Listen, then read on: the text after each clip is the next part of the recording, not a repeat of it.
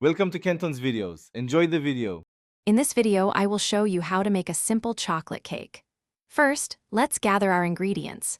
You'll need 2 cups of all-purpose flour, 1 3/4 cups of granulated sugar, and 3/4 cup of unsweetened cocoa powder.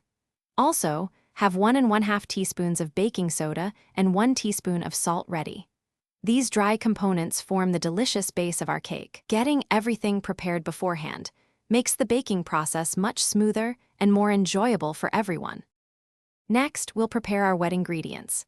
In a separate bowl, whisk together 2 large eggs, 1 cup of milk, and 1/2 cup of vegetable oil. Stir in 2 teaspoons of vanilla extract for that lovely aroma. For an extra boost to the chocolate, combine 1 cup of boiling water with 1 teaspoon of instant coffee. This hot liquid will be added last, creating a wonderfully moist batter. Ensuring these are well mixed is key to a smooth cake texture. Now it's time to bring everything together. Gradually add your wet ingredients to the dry mixture, stirring gently until just combined.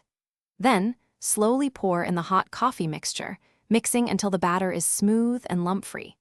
Pour this delicious batter into a greased 9 by 13-inch baking pan.